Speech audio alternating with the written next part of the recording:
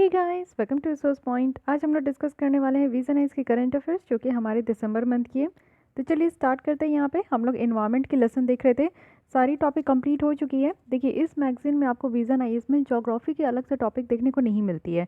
जो भी ज्योग्राफी की टॉपिक होती है ना, उसको इन्वायरमेंट में ही इंक्लूड कर दिया जाता है। तो अभी जो हमारा लास्ट टॉपिक बची है, माउंट एवरेस्ट की जो हाइट है वो एक न्यू निकल कर आया है, थोड़ा सा हाइट इंक्रीज़ हुआ है। तो इसके बारे में हम लोग डिटेल देखने वाले हैं। ये कंप्लीट आपका ज्योग्राफी का ही टॉपिक है, तो उसको मैं यहाँ पे और भी जो डिटेल है बैकग्राउंड के साथ मैं यहाँ पे आपको बताने वाली हूँ। तो चलिए स्टार्ट करते हैं। प्रीवियस लेसन देखने के लिए आपको बस एक काम करनी है, हमारे चैनल को सब्सक्राइब करना है। प्लेलिस्ट में आकर आप लोग सारे मंथ की लेसन आप लोग यहाँ पे देख सकते हो। और चलिए आज की लेसन हम लोग स्टार्ट करते हैं। तो स्टार्ट करने से पहले यहाँ पे क्वेश्चन देख लीजिए। आज का जो आपका मेंस का क्वेश्चन है, कुछ क्वेश्चन आज के लिए आपका ज्योग्राफी का ही है क्योंकि ये ज्योग्राफी स्पेशल है।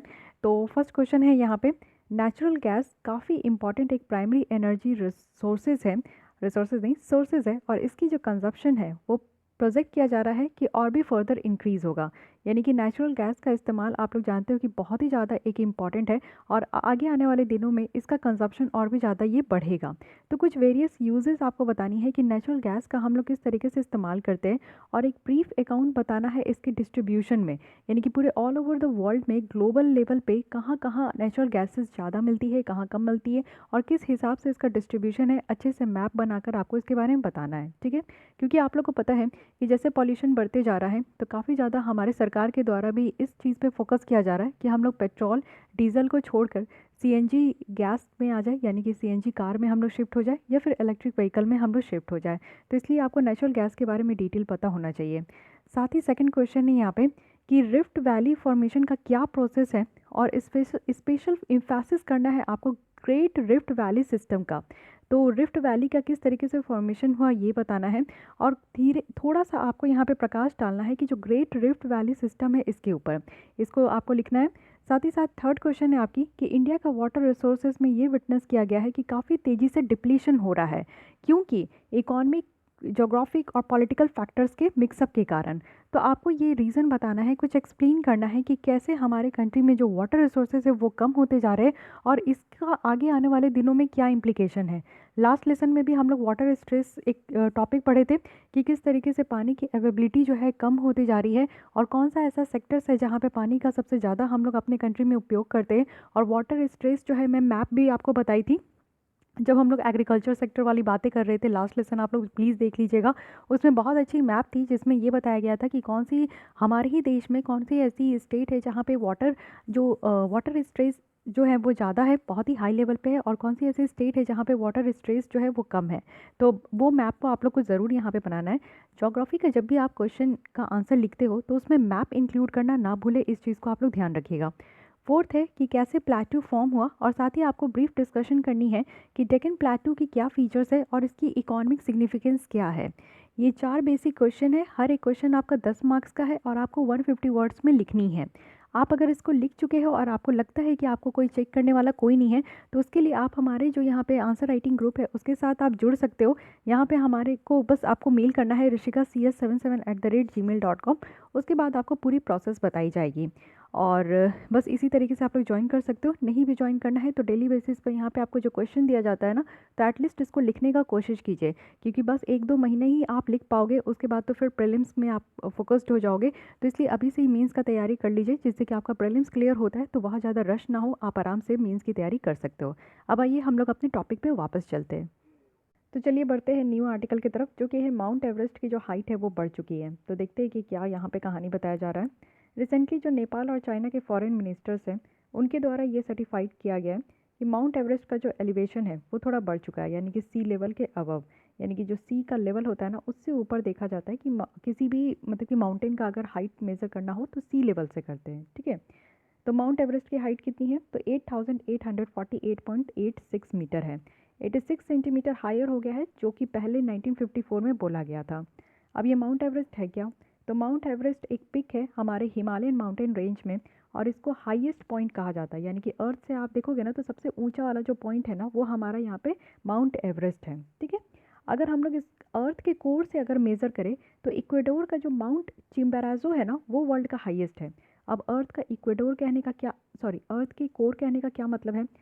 आप देखो, जब अर्थ की आप लोग निचली सतह पे पढ़ते हो तो सबसे पहले आपको देखने को मिलेगा कि ये क्रस्ट है, ये मेंटल है, ये कोर है, ठीक है।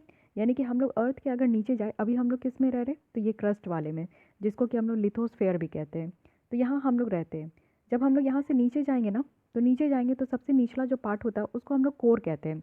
तो कहा जा रहा है एक्चुअली माउंट एवरेस्ट को जो हम लोग मेज़र किए वो यहाँ से किए तो पता चला कि हाँ 8848.86 मीटर है यहाँ पे। लेकिन अगर कोर से मेज़र करेंगे ना, तो वर्ल्ड का सबसे जो हाईएस्ट माउंटेन है वो है इक्वेडोर में, जो कि है हाईएस्ट। यहाँ पे आप देखो माउंट चिम्बराजो। तो ये नाम याद रखिएगा कि अगर कोर से पूछा जाए तो ये इक्वेडोर का है, लेकिन अगर क्रस्ट से पूछा जाए तो ये हमारा नेपाल में जो माउंट एवरेस्ट है वो है, ठीक है। अब इसकी हाइट कितनी है, तो ये आप लोग देखो कि एवरेस्ट से भी कितना ऊंचा है, तो 2072 मीटर है। फाइन। अब यहाँ पे हम लोग कह सकते हैं, क्योंकि देखो क्या होता है कि अर्थ की अगर गोलाई आप देखोगे ना, तो ये पूरी तरीके से राउंड नहीं है। अर्थ का थोड़ा सा मिडिल पोर्शन आपको बल्कि देखने को मिलेगा, ये बल्ज है। तो ये बल्ज है, तो ऐसा कहा जाता है कि बल्ज होने के कारण क्या है ना, कि जो इक्वेटर है ना, यानी कि जो यहाँ पे इक्वेटर आप देखते हो 0 डिग्री, ये बहुत दूर हो जाता है। क्योंकि इस तरीके से आप समझिए कि मान लीजिए कि मैं इसको थोड़ा सा चपटा करके बना रही हूँ, तो इक्वेटर हमारा बीच में आता है, ये बीच में, ठीक है। लेकिन जब आप अंदर जाओगे तो कोर जो है, क्योंकि बीच से ये उठा हुआ है, ये वाला पोर्शन उठा हुआ है, तो जब उठा हुआ है तो हम लोग अगर कोर से मेज़र करेंगे ना, तो ये बहुत दूर चला जाएगा, ठीक है। और जहाँ पे चपटा है वो यहाँ पे कोर से जो है नज़दीक पड़ेगा, ठीक है। तो हम लोग दो तरफ से देखें, एक तो हम लोग देखें यहाँ पे अर्थ क्रस्ट से, और दूसरा हम लोग कोर से देखें। अब एक और देखिए, अब कहा जा रहा है कि जो माउंटेन का फुट होता है ना, उससे अगर हम लोग पीक तक मेज़र करें, तो यहाँ पे हवाई का जो माउना किया है वो सबसे टॉलेस्ट है। यानी कि इस तरीके से समझिए पहाड़ है, जो कि हम लोग बचपन में माउंटेन इस तरीके से बनाते थे, ऐसे बनाते थे ना, आप लोगों ने भी बनाया होगा। तो ये जो माउंटेन का जो फुट है, यानी कि जो नीचे वाला है, यहाँ से अगर हम लोग मेज़र करें ना, तो यहाँ से सबसे जो टॉलेस्ट है वो किसका है, हवाई का माउना किया, ठीक है। तो ये याद रखना है।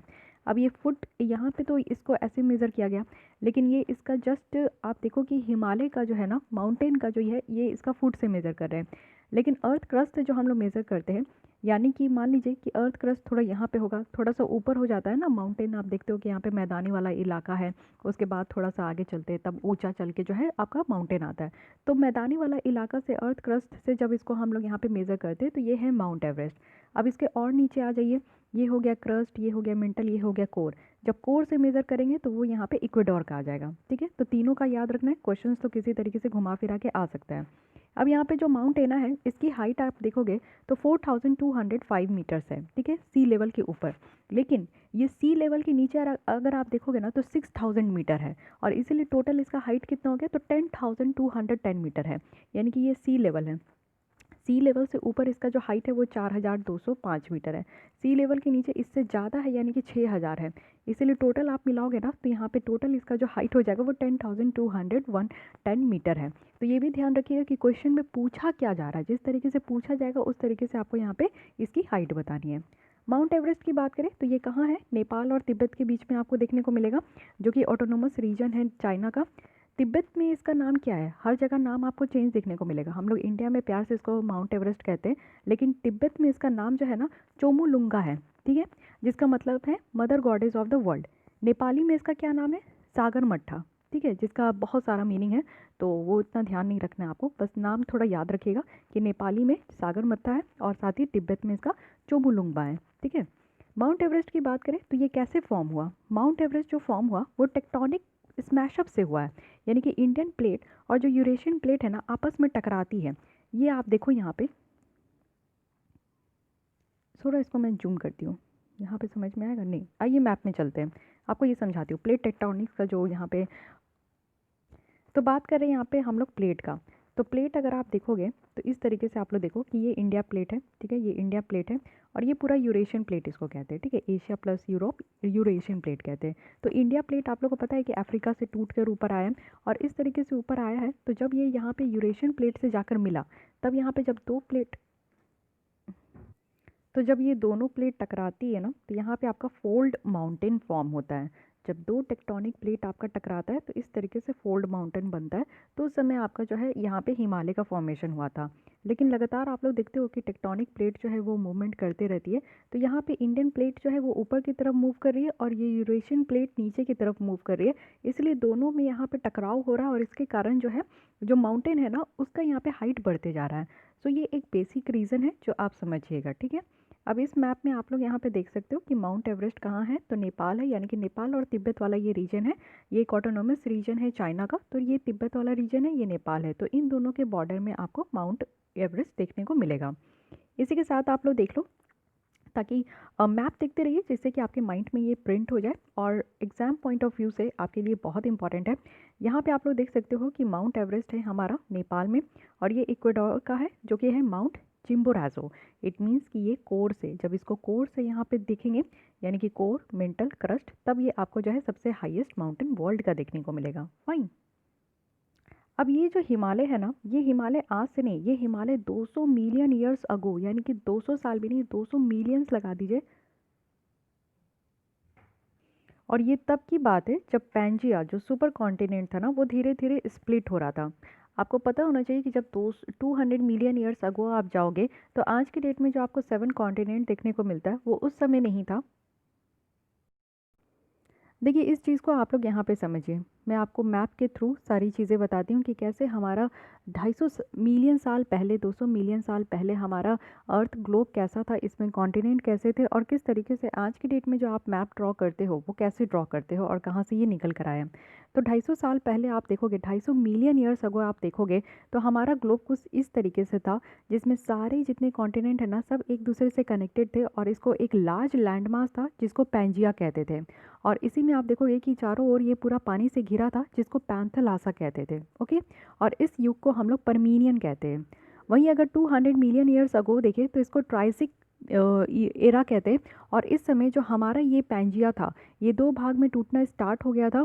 एक ऊपर वाले यानी कि नदन पोर्शन को यहाँ पे लॉरेशिया कहा जाता था और सदर्न पोर्शन को यहाँ पे गोंडवाना लैंड कहा जाता था। इस बीच में आप देखोगे कि एक थेसिस सी था यहाँ पे, और इसी बीच में जो ये आपको एक सी देखने को मिल रहा है इसको थेसिस सी का नाम दिया गया, ठीक है। फिर धीरे धीरे कुछ सालों के बाद आपको देखने को मिलेगा 145 मिलियन ईयर्स अगो आप पहले देखोगे तो ये जुरासिक एरा कहते हैं, जो आप लोग मूवी भी देखे होगे जुरासिक पार्क, ठीक है, डायनासोर वाला। तो ये उसी एरा के बारे में बताता है, और इस समय उस समय यही माना जाता था कि हाँ चलो जुरासिक पार्क यानी कि यहाँ पे आपका डायनासोर वगैरह एग्जिस्ट करते थे, ठीक है। तो यहाँ पे आप लोग देख सकते हो कि धीरे धीरे जो हमारा कॉन्टिनेंट है ना वो और भी धीरे धीरे टुकड़ों में टूटने लगा था। इट मीन्स कि ये आप देख सकते हो कि ये नॉर्थ अमेरिका वाला पोर्शन है, ये यूरोप वाला पोर्शन है, ये साउथ अमेरिका का है, और ये यहाँ पे आपका अफ्रीका है। इसी में आपको ये इंडिया वाला कॉन्टिनेंट देखने को मिलेगा, ये ऑस्ट्रेलिया है, ये अंटार्कटिक है, ठीक है। इसी के बाद आप देखो कि क्रिटाशियस जो एरा था ये 65 मिलियन ईयर्स अगो, ये आपका धीरे धीरे और ज़्यादा मूवमेंट होने लगा, यानी कि इस तरीके से ये टूट के ये वेस्टवर्ड फ्लो होने लगा, और कुछ जो कॉन्टिनेंट है वो आपका जो इक्वेटर वार्ड है वहाँ ये फ्लो होने लगा। तो इस तरीके से और डिस्टेंस मेंटेन होने लगा। अब जो फाइनली आप प्रेजेंट डे में देखते हो वो ये है हमारा मैप, जिसमें कि आप लोग देख रहे हो कि नॉर्थ अमेरिका और साउथ अमेरिका इस साइड है, ये अफ्रीका कॉन्टिनेंट है, ये एशिया हो गया। इसी में हमारा जो इंडिया यहाँ से टूट रहा था, ये टूट के यहाँ पे इंडिया जो है ना ये यहाँ पे आकर यूरेशिया वाला जो प्लेट्यू है उसमें आकर ये सट गया। साथ ही ऑस्ट्रेलिया ये अलग हो गया, अंटार्कटिक ये ऐसे आ गया। तो ये पूरी तरीके से आप लोग देख लिए कि कैसे था हमारा यहाँ पे पैंथलासा पैंजिया, और कैसे आज के डेट में 7 कॉन्टिनेंट्स हैं।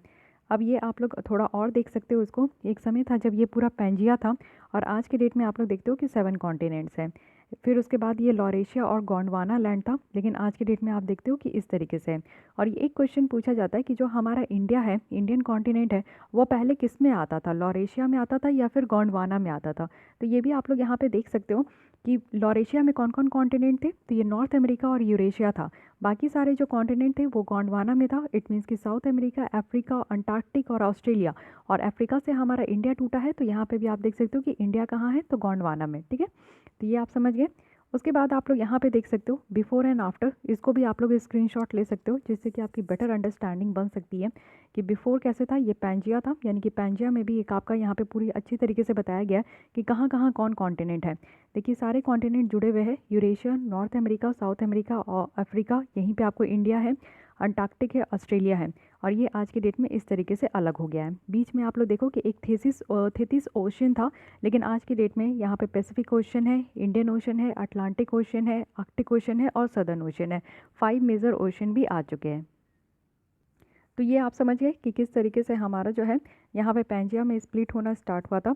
तो जो इंडियन प्लेट है ना, वो नॉर्थवर्ड जो है वो मूव करना स्टार्ट किया था। इस साइड आप देखो, ये अफ्रीका कॉन्टिनेंट है, यहीं पे इंडिया था, और ये इंडिया प्लेट जो है धीरे धीरे ये ऊपर मूव करने लगा। और मूव करते करते आप यहाँ पे देखो कि ये जो हिमालय वाला रीजन था, यानी कि हिमालय ये फॉर्म हुआ क्योंकि यहाँ पे यूरेशियन प्लेट है और ये इंडियन प्लेट है। ये दोनों जैसे ही टकराए, यानी कि इसको हम लोग कॉन्टिनेंटल प्लेट कहते हैं। वो जब दो कॉन्टिनेंटल प्लेट यहाँ पे कन्वर्ज होता है, टकराता है, तो फिर यहाँ पे आपका फोल्ड माउंटेन का फॉर्मेशन होता है। इसे भी आप लोग फिगर के थ्रू समझिए। इस फिगर में आप लोग देख सकते हो, ये कॉन्टिनेंटल प्लेट है, मान लीजिए कि ये इंडियन प्लेट है, ठीक है, और ये दूसरी कॉन्टिनेंटल प्लेट है, मान लीजिए ये यूरेशियन प्लेट है। जब ये दोनों ऐसे टकराया, तो ये टकराकर आप लोग देखो कि इस तरीके से एक नीचे चला गया, एक इसके ऊपर आ गया, और इस तरीके से माउंटेन रेंज का फॉर्मेशन हो गया, ठीक है। ये हाई प्लेट्यू यहाँ पे कहा जाता है।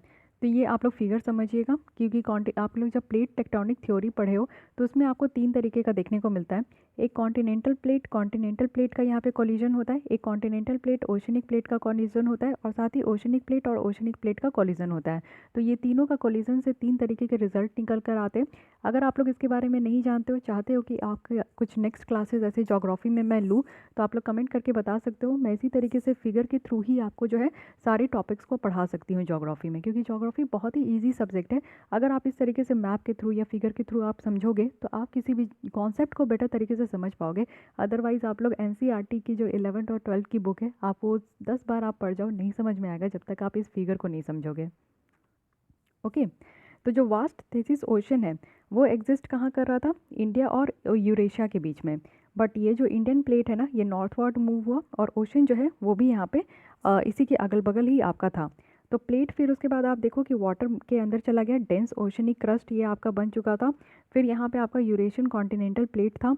तो जो आप लोग देखे, एक सबडक्शन जोन होता है। सबडक्शन जोन अभी आपने देखा कि एक प्लेट जो है ना दूसरे प्लेट के अंदर चला जाता है, तो जो अंदर चला जाता है ना उसको सबडक्शन जोन कहते हैं, ठीक है। अब ये इस तरीके से आप लोग समझ चुके हैं कि हिमालय का कैसे कैसे फॉर्मेशन होता है। तो ये सारी बातें यहाँ पे आपको बताया जा रहा है। ये जो कोलिजन है ना, यानी कि जिस तरीके से आप देख रहे हो कि इंडियन प्लेट का और या यूरेशियन प्लेट का, ये कोलिजन आपका कंटिन्यू है आज की डेट में भी, क्योंकि हमारा प्लेट क्या है, वो तो मूव कर रहा है ना। वो लिथोस्फेयर में आप लिथोस्फेयर के नीचे जो एस्थेनोस्फेयर है, वहाँ पे आपका मूव कर रहा है। तो मूवमेंट के कारण क्या होता है कि कभी आप लोग देखते हो कि जो दोनों प्लेट के एजेस में जब टकराव हो जाते हैं, तो अर्थक्वेक आ जाता है कि नहीं। तो ये सारी जितनी भी आपको नेचुरल डिजास्टर देखने को मिलता है ना, अधिकतर आपको देखने को मिलेगा कि इस प्लेट के ही कारण होता है।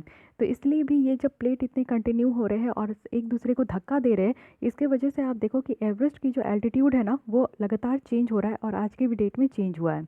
साथ ही साथ इसका यही बताया जा रहा है कि इंडिया जो है ना थोड़ा सा और नॉर्थवर्ड हुआ है, इसलिए हर एक साल थोड़ी सी इंचेस ये बढ़ते जाती है। और साइंटिस्ट के द्वारा भी ये एस्टीमेट लगाया जा रहा है कि जो ऑनगोइंग इम्पैक्ट है यूरेशिया के साथ, वो यही है कि माउंटेन को और फोर्स हो रहा है, जिसके कारण ये हाइट और ज़्यादा बढ़ते जा रही है।